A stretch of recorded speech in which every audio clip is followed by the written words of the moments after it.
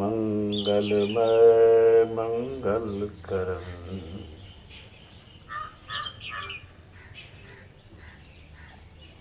जिनगो बारंबार।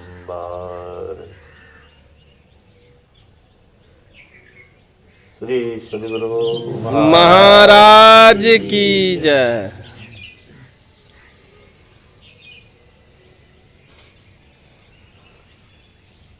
पूज्य गुरुजन सत्संग अनुरागी सज्जन वृंद, पूज्य माताओं बहनों,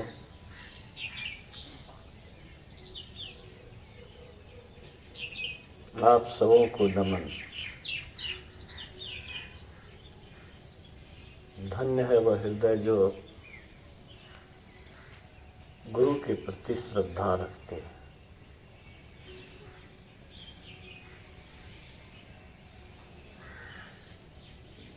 आप गुरु के प्रति श्रद्धा रखते हैं, अतएव यहाँ आए हैं।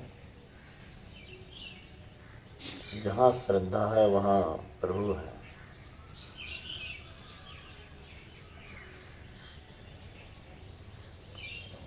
वैसे प्रभु सब जगह है,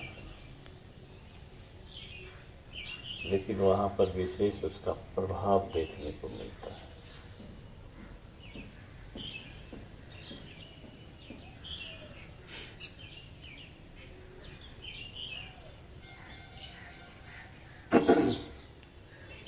रामकृष्ण परमहंस जी महाराज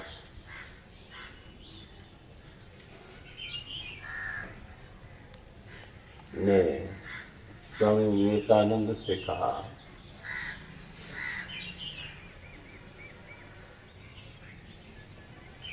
कि तुम भूखे रहते हो,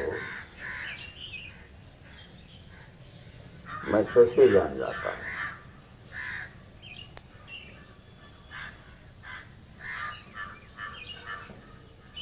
स्वामी विवेकानंद ने कहा कि आप अंतर्यामी।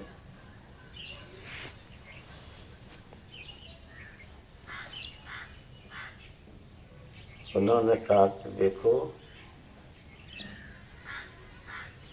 जो जहाँ रहता है वहीं पर उसकी स्थिति जानता है।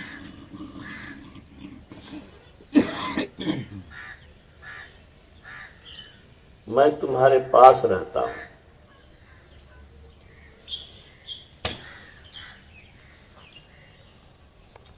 इसीलिए जानता हूँ। भक्ति भक्त भगवंत गुरु चतुर नाम वपु एक, इनके पद वंदन के नासै विघ्न अनेक।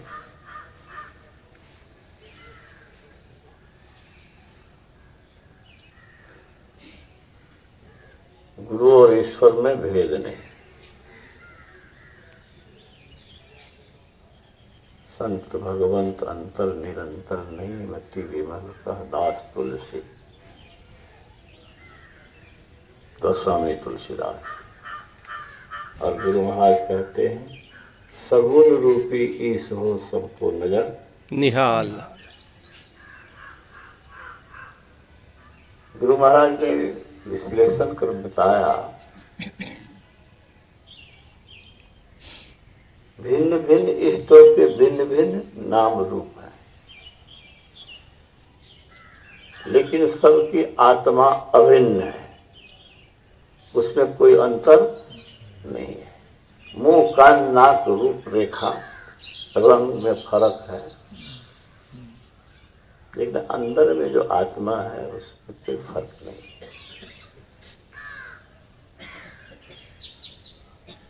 मैं बराबर कहता हूँ कि हीटर, कूलर, कम वाट का बल्ब, ज्यादा वाट का बल्ब, पंखा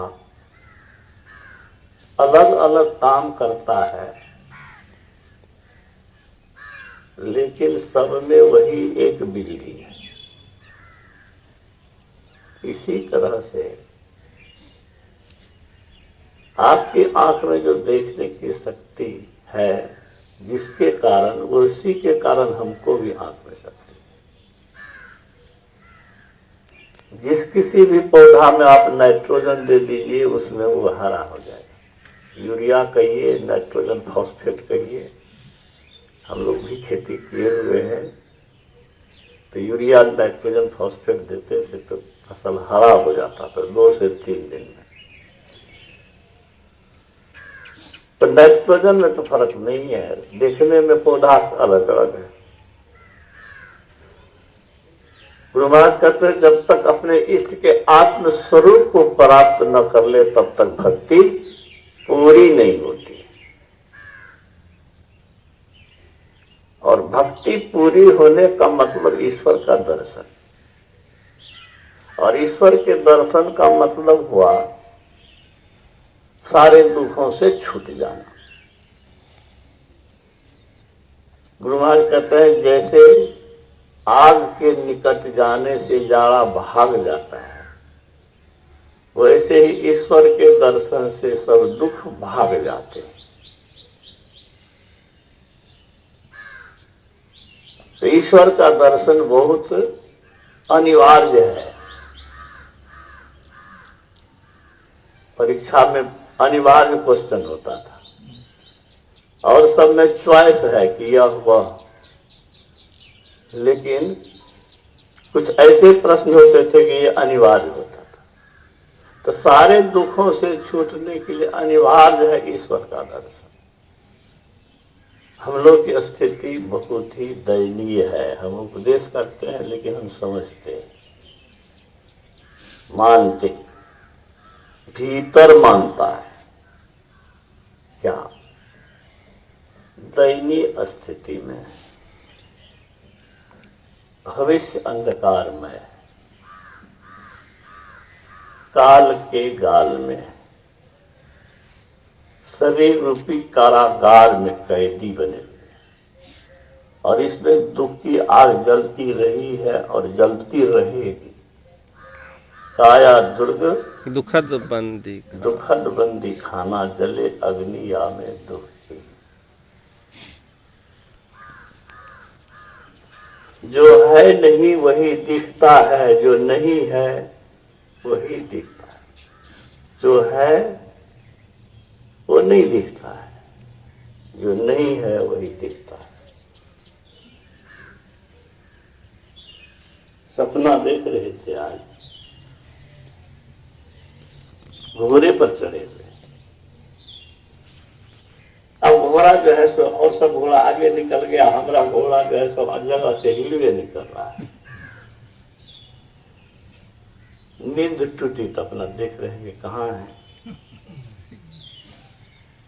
है जो सुख तो दिखता नहीं है, जो नहीं है वही दिखता है। संसार तो झूठा है, सपना है। उमा कहूँ मैं अनुभव अपना, सत हरि भजन जगत सब सपना।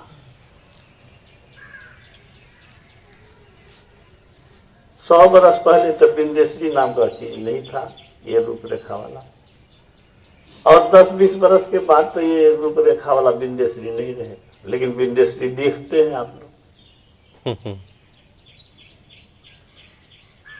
जो नहीं है वही दिख रहा है, जो है वह दिख नहीं रहा है। आत्मा है, वो जीवनी शक्ति है, वो सदा थी, सदा है और रहेगी, वो दिखती नहीं।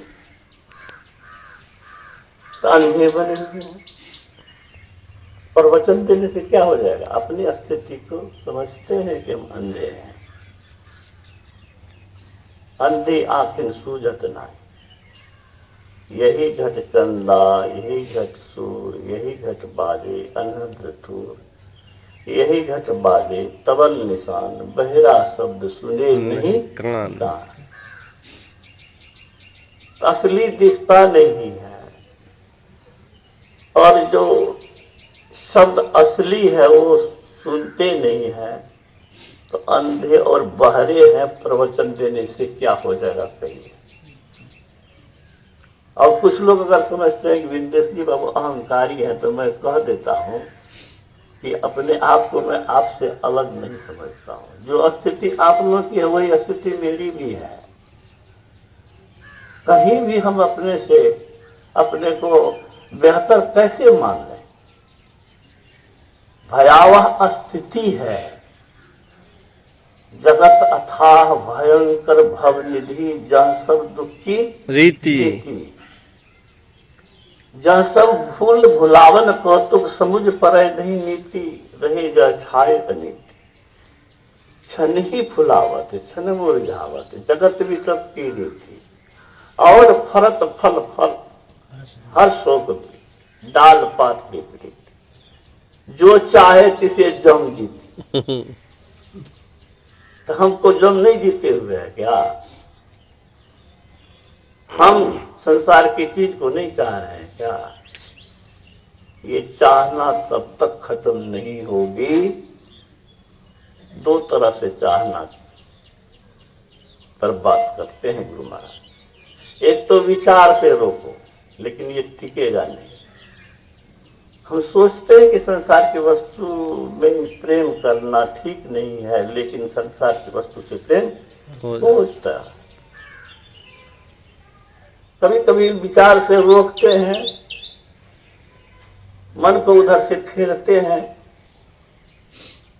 लेकिन विचार से रोकने के साथ साथ साधना के द्वारा जब अंदर में रस मिलेगा, तब फिर ये पूरी तरह रुक जाएगा, तब चाहना मिट जाएगी।